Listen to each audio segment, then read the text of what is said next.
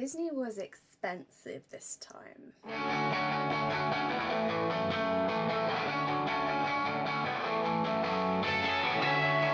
Hello storytellers, welcome back to the channel. If you're new here, hello, my name is Lauren, this is my husband Daniel.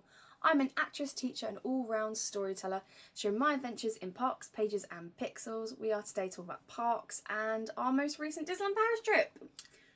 Woo! Which we got back from 2 days ago. As of filming, yes, we got back 2 days ago. I didn't vlog this one, I've said it in previous videos, but if you've not been here long or not watched them, that's fine, but go check them out. Yeah, we had my friend, her husband and their 1-year-old son going on this trip. So it kind of felt a little bit inappropriate to be like trying to vlog while also trying to navigate a 1-year-old in Disney, their first trip abroad with him, first Disney trip with him. I think also his dad wouldn't have felt very safe if we were... Yeah, and like, I'm trying to be, not only respectful, but... sensitive. Safeguarding is part of my actual day job. I am a teacher, so like safeguarding ticks in my head going, okay, he's 1, you know, he can't give consent. Yeah. So... And didn't vlog it. He is a flight risk at all moments. Yes. I love him, but he likes to run. Yeah. He's a bit top heavy to run, but he runs. Yeah, so I didn't vlog it, but I thought we'd do a little review of how the trip went. What it was like going to Disney with a 1.5-year-old. Yeah, because it very much gave a different, I wouldn't say vibe, but like a different atmosphere to like the trip and like what the expectations were. So actually this is quite funny. I was speaking to a colleague of mine about going on this trip before we went, and he said something, I don't know if I mentioned it to you or not, I don't think I did, but basically he said to me, oh, how old is the child you're going with? And I said 1.5, and he went, that's a great age. He goes, if you go with a 4-year-old, they're a bit older and they appreciate everything a bit more, but they're just so hard to control. Right? There's too many overwhelming, stimulating things around them to... Yeah, and he said he sees two kinds of people who look really happy at Disney, and it's single couples. Yeah. Yeah. So couples who have gone without any children. Yeah. And people who have gone with very young children. Yeah. And he goes, people who go with children tend to be having the worst time of their lives. Yeah, I think there's some truth in that. So we'll see how true that rings when undoubtedly we go back to Disneyland with Abby, Jack and the baby in a few years' time. Yeah, they want to go back again when he's a little bit older, so that he's got maybe a bit more of a conscious memory around it. I definitely think there were moments where it was clear he was getting overwhelmed. He was having a great time. But I think it was us not reacting that calmed him down. Yeah. He clearly loved it. I mean, this was something that me and you were saying before the trip, that we weren't sure. Like, we weren't sure if he would just go over his head entirely. Yeah, if he'd just be, like, oblivious to what is happening around him. But he actually really wasn't. Like, yeah, he was very intentive. Is that the word I want to use? He was very invested. Yeah, that's more the word. So every ride we went on, sat still, silent, was taking it all in, no tears, no screams. The only time he really got rolled up was when he wanted to run. And he couldn't. And he either couldn't or he wasn't allowed to. Yeah. There was a lot of, you know, if we're in queue lines and there's a little space, one of us would go roaming with him. I had great fun with that. I'm actually going to insert, no, I'm not. Safeguard. Yeah. Yeah, so in terms of travelling with a 1-year-old at Disney, as in the parks, honestly, chill. We had a wagon. Abby come up with this idea to have a wagon rather than a buggy, and I think that was a lifesaver. The wagon was great. We took our bags in it when the baby wasn't in it. We took our bags in it when the baby was in it, you know? Yeah, he didn't give two damns. He'd sleep on it, he'd sleep under it. Yeah. As long as he had space to breathe, he was quite happy. Yeah, it was only when he wanted to get up and move, but he had to be in the wagon, that we had a few little tantrums. I wouldn't even say tantrums, just moaning. He was just complaining, wasn't he? Non-verbal complaining. We had really heavy rain on one of the days as we were leaving the park. Yeah. And he really did not want to be in the wagon with the cover. And the only way I got him to sit and shut up was by singing Following the Leader from Peter Pan on repeat. So there's some ways to get him to calm. Apparently singing to him was one of them. this was a very different trip for me, though, from Disney, because this is my third time at Disney. Yeah. This is we think we had the 16th. This is my 16th trip to Disneyland Paris. It'll be my 18th trip to a Disney park. Yeah, but for my third trip, this was different to what we'd done before in that. So I'd driven once before. We drove again, right? But we also stayed in an Airbnb, which I hadn't done before. Yeah, that was new. That was new. And I think that was quite an interesting experience because obviously where we'd always stayed in a partner hotel before. Yeah, because we've stayed in the Radisson Blu was Christmas trip. Where did we stay in April? We stayed in one of the partner hotels and it was full of school kids on a trip. Oh, that was Campanile. We hated it. Yeah, it was horrible. Yeah, it was horrible. Never do that again. Ironically, not because it was full of school kids, because I'm used to that.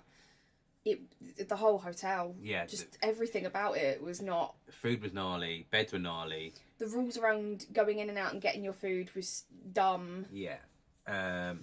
Yeah, there was bugs. Yeah. We stayed right near Val d'Europe this time. Yes. It was a 10-minute walk. Not even that.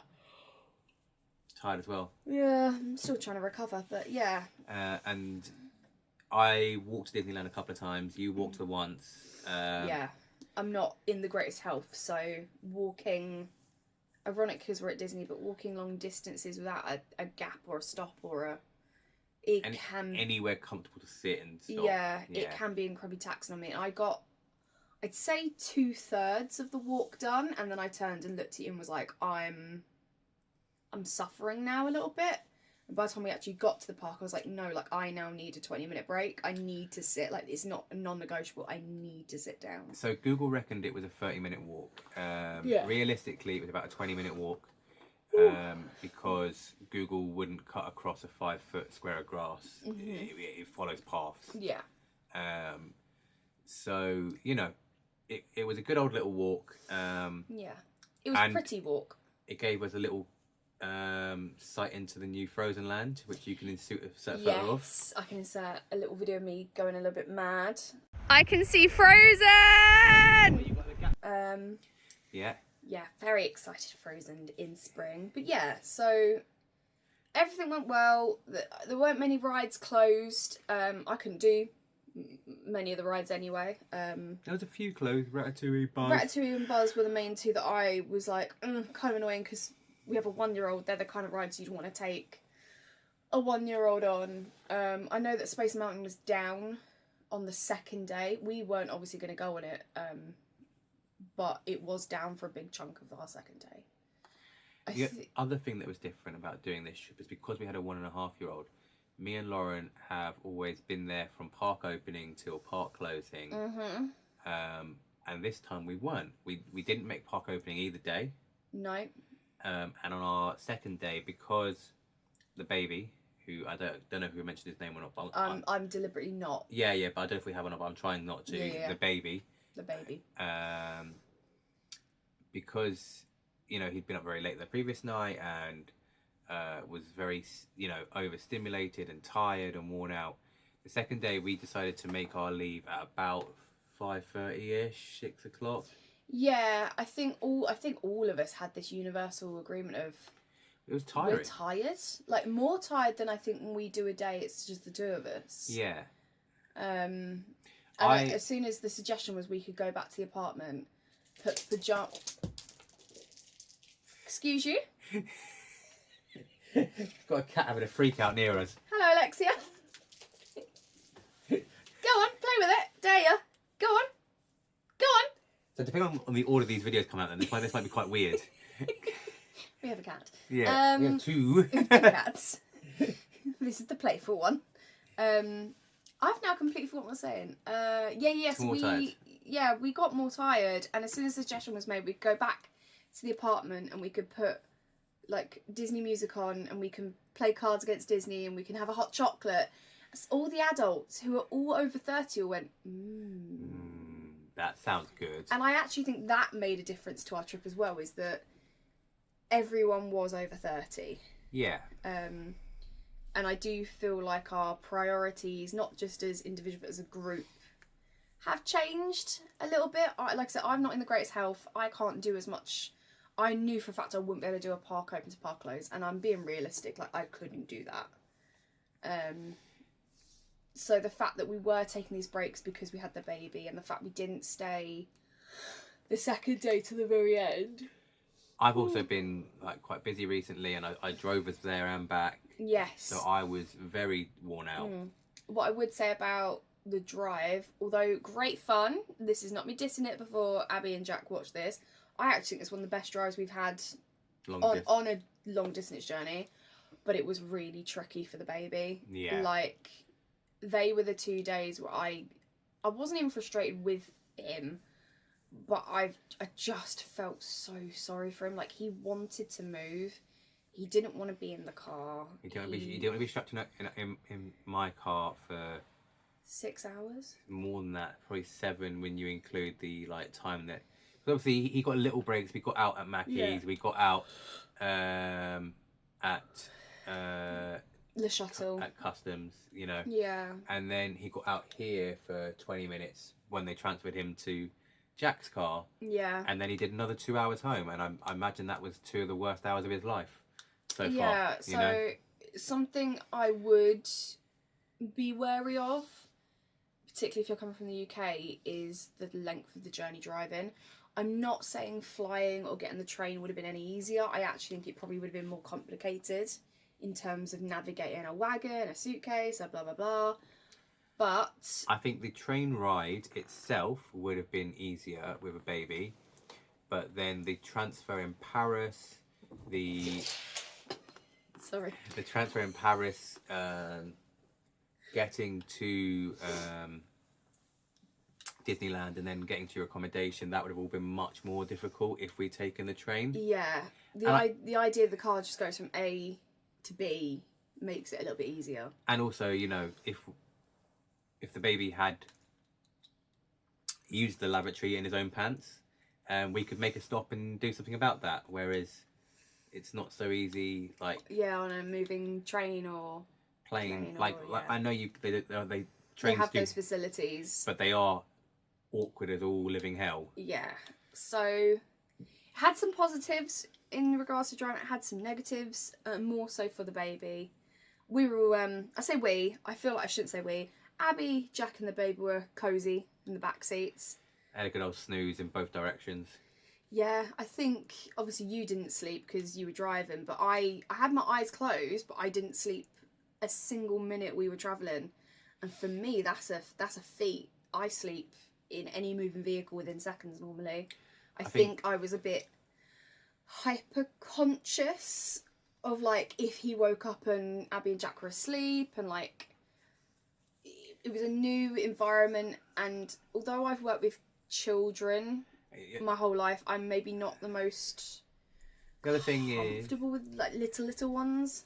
The thing is, obviously, I've driven us long distance journeys before, and you've been asleep quite happily. Yeah.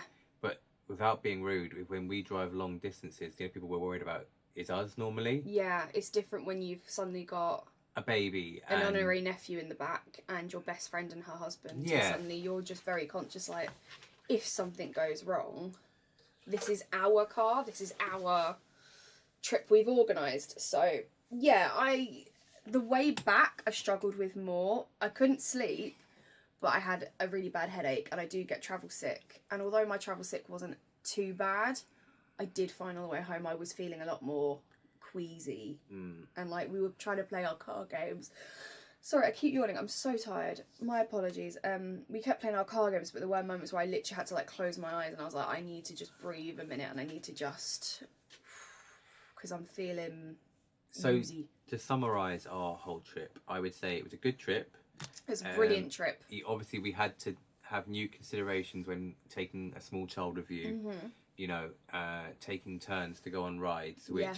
if you weren't in a fortunate, unfortunate position like where we were, where we got fast pass and everything because of one of the Yeah. members of the group's health, then you know you could be waiting a long time if everyone wants to go on the same ride. Yeah, I mean, we also kind of got a little bit. I say we. You lot kind of got a little bit lucky in that I can't do a lot of the rides. So when you wanted to go on the bigger rides, you had a glorified babysitter right there. So I would sit with Yeah. him for. It wasn't off. I think it was only 3 rides I had to sit out with him. But even still, Yeah. you know, these are considerations to make. Yeah. The Yeah. other things to consider were like, again, it's a very different kind of tired when you're worrying about a small person's safety.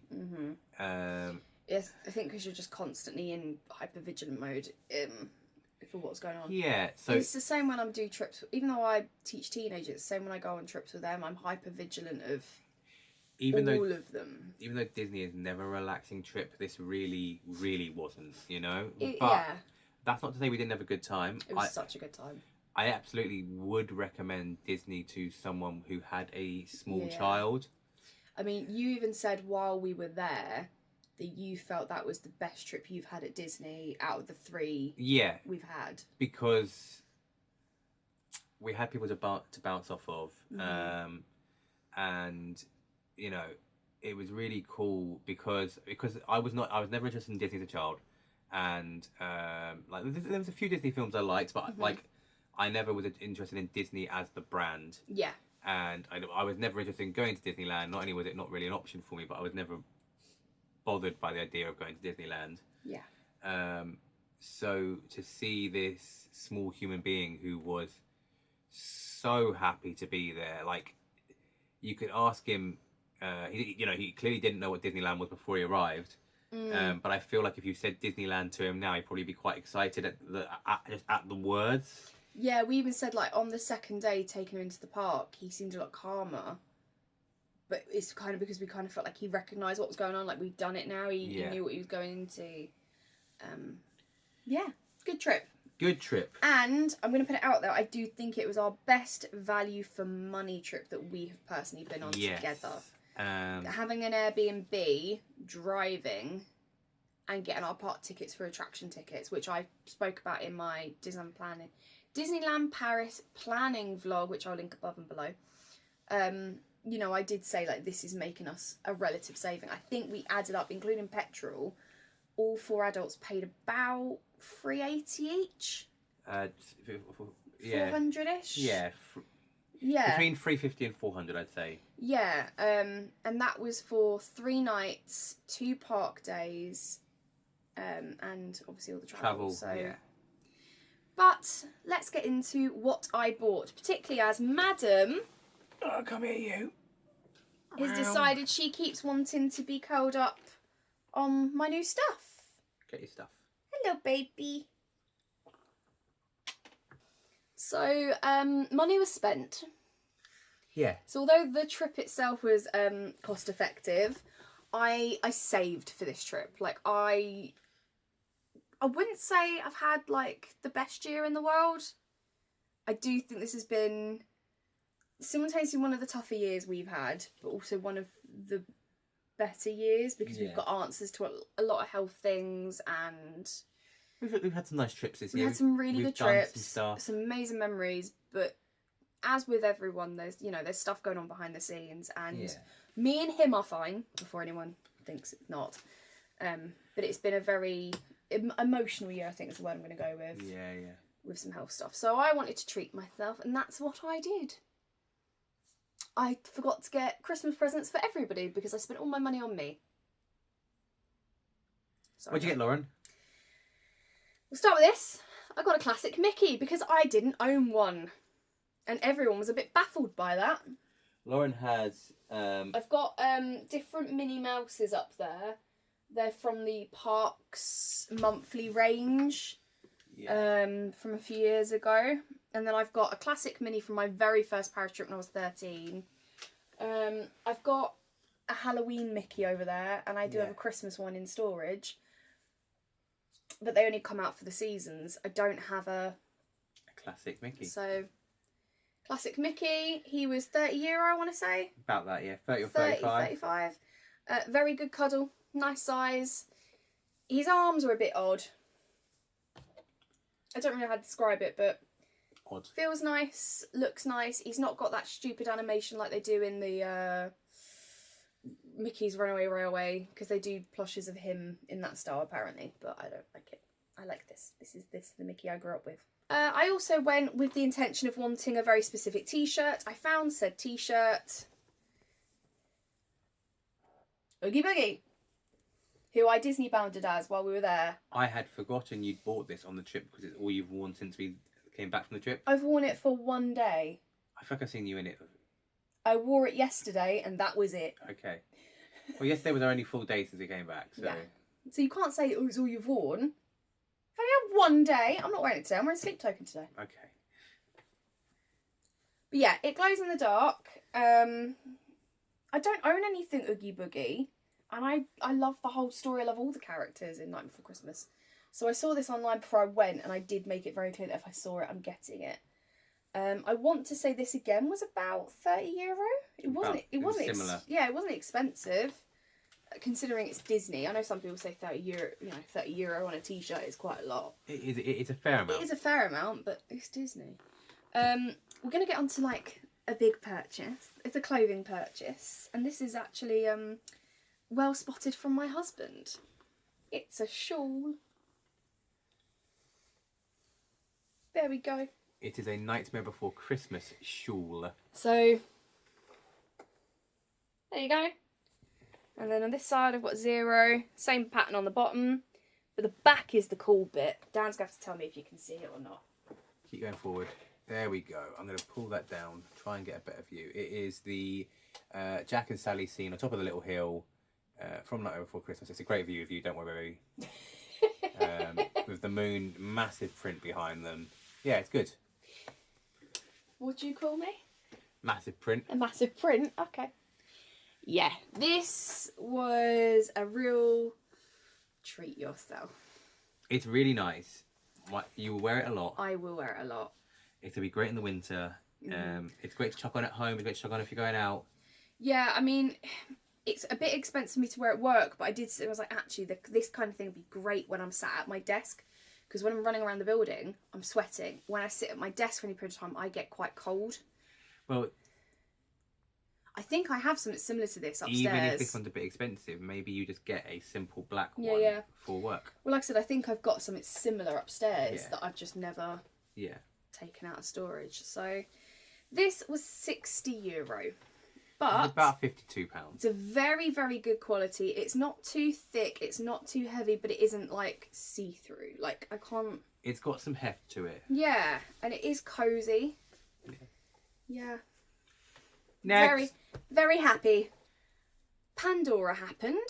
Again, I went with the intention of getting a very specific charm, just the one, which I'm actually wearing on my necklace. It's the Haunted Mansion, not Haunted Mansion, Phantom Manor. It's one of the dangly charms. Maybe you can insert a photo from their website or something. But when we were there, they said if you buy 2 charms, you get a complimentary €25 gift box for free. I'm a sucker for a deal, and I love charms. So this is the lid. And inside it's got a place for your bracelet and a place for all your charms. And the back is just... Simple. Yeah. I did actually think my bracelet was in here. And it's not. I don't actually know where my bracelet is. Okay. I took it off to do something when we got home and I can't remember what that was. But there's another charm that is on there that if I can find an image, I'll insert it here. But I said to Dan that I wanted something, I didn't care if it was a keyring, a magnet, whatever, that said Walt Disney Studios, because the name is changing, and in my opinion, not for the better, come January. And I don't own anything that says Walt Disney Studios. I'm quickly scanning my pinboard. Yeah, I don't. There's nothing up there for it either. Yeah.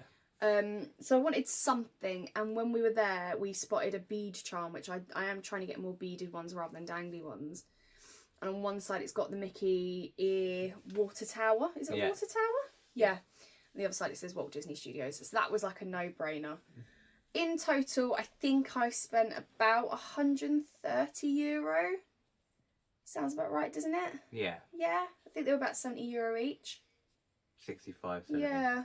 So that was another big spend, but I did get a free box, and I will use this. I do carry my Pandoras with me when we travel quite a lot, and they do get tangled and caught up, so this is a win. I do think it's not the first time they've done this deal. I vaguely remember this being a deal like years ago when I was there, and I never cashed in on it. I think they also offered something with a similar box when we went for the first time. Yeah. So this felt familiar. And now we're on to pins. The pin game in Disneyland Paris was atrocious. Like, so bad. I cannot begin to express how angry I am about it. I'm so angry. Also, while we're on how bad the pin game was, I'd like to mention just how bad the entire merch game was. So, Oi, you two. Sorry. So we got some nice bits, and we did get some nice bits. Yeah. But there was not a single store that had a dedicated section for Halloween. Yeah. And we were there on the 30th. No, we were there the 28th, 29th. Yeah. We came back on the 30th. So the 20th and 29th of October, no Halloween section at all. No Halloween clothing left other than the Stitch Spirit jersey. There was no Halloween pins. There was no Halloween mugs left. And it's not like... There was no Minnie Mouse Halloween plushes. They had a couple of Mickeys. But it's also not like they just sold out of everything, because there was no section. So it's not like you could just see like, oh, we have sold out of this, we have sold out of that. Yeah. There was no section. They had moved on to having Christmas sections. Yeah, so when we went into the Disney, World of Disney and Disney Village, there was no Halloween in there. And I kind of got it because it is close to Halloween. But when we went into the parks, there was also such a lack. And also, I feel like everything I'm seeing, I've seen before. The biggest Nightmare Before Christmas section we found, so the biggest spooky section we found, was in the Pirates of the Caribbean store. Not the Pirates of the Caribbean store, it's the one in Frontierland. This came out of Pirates of the Caribbean store, didn't it? Yes, yeah, but this was they only had this and 2 t-shirts. Yeah. It was Frontierland that actually had a Night Before Christmas bit. It had the ornament and a few other bits and pieces, which you haven't shown off. I'm getting to that. Oh, yeah, sorry. But yeah, the point I'm trying to make is the merch was really bad and it was really low. And although I did get some items that I really loved, there was a lot that I was looking for that I couldn't get. Yeah. And pins was like pins are a big part of what I buy. And there wasn't a single Halloween or Christmas one. Like I couldn't even go forward a season. That being said, I did pick up 3 pins. I got the giant Ratatouille pin because it was €12. I have just noticed. €12. It's got 2 pin backs. Yeah. But they are right next to each other. Yes. So that is a giant pin, massive space. With nothing behind this bit.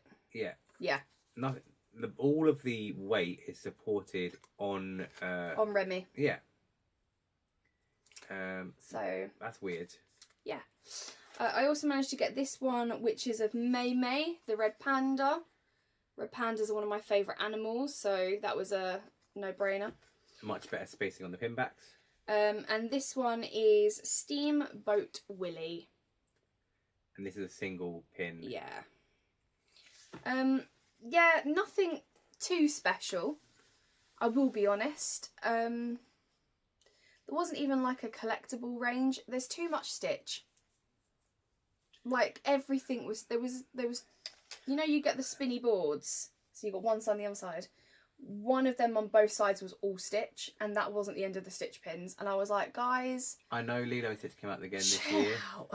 I know Lilo and Stitch came out again this year, but you know the live action hasn't gone down as well as the original, right?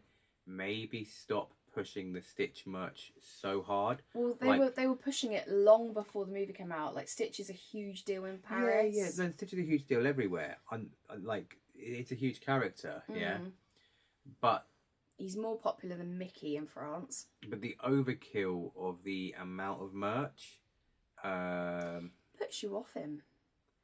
It puts you off wandering around the store because Stitch. You're just bombarded by Stitch, and then you go, well, I'm not going to find whatever I want here, and you leave. Yeah, that's the reality. So Paris, in terms of their merch, was poor, but the one thing that I love everything I got, but the one thing that I went knowing I wanted to get something like this, but I wasn't sure what. I said many eons ago that I want to develop my display. I want it to be less Disney and more specifically the things in Disney I like. I went through a phase when I first started this channel where I would invest in like the most recent like releases and stuff like that, and they wouldn't necessarily reflect my style and aesthetic, and I'm leaning away from that. I'm trying to not be an internet pleaser. And trying to not be a consumer and trying to be... Yeah, more selective. And I know this kind of goes against it because there's so much I've bought, but you know, this is Jack Skellington, very much my vibe. The Mickey, again, although classic is my vibe, the Oogie Boogie top, my vibe. It's not like I've come with like a big pink mini top and, you know, the latest ears or whatever. To go away in a wardrobe and never be seen again. Yeah, because I wouldn't wear it. But I did say I wanted to develop particularly a shelf towards park-related items. So not Disney items, Disney park. And my favourite rides are Phantom Manor, Pirates of the Caribbean, and Hollywood Tower of Terror. Big Thunder as a side, but they are like my top 4 rides. And I like the macabre, I like the dark, I like the spooky, mysterious elements of them. So I wanted to get something or a variety of things that were related to those rides. And so far, as you can see, none of this, other than my one charm, relates to any of the rides except one item, which is actually next to Dan on the shelf, because I got it out and put it out as soon as we got home. Can you see it? Yeah. Can you tell what it is yet? Can you tell what it is yet? Right, I'm going to lower that round here so I can pass it to you. So I managed to get this. It is? A statue? Yeah. A bust? Not a bust, because there's no head, there's no bust. Okay, it's a statue. It's heavy, it's weighted, but it is of Phantom Manor, and it's done in this slightly like bluey aged bronze, and it is the entirety of the mansion, and at the front it does say Phantom Manor. I'm not sure if I know exactly what material it is. Probably says it on the bottom. That's what I was going to have a little look. It is very heavy. But I saw that and was like, that's the kind of thing I want on my shelf. I do have a pirate ship that's also a snow globe that's very broken now after many years of moving houses, that is from Pirates of the Caribbean. So I am leaning towards getting more merch that goes down the ride route.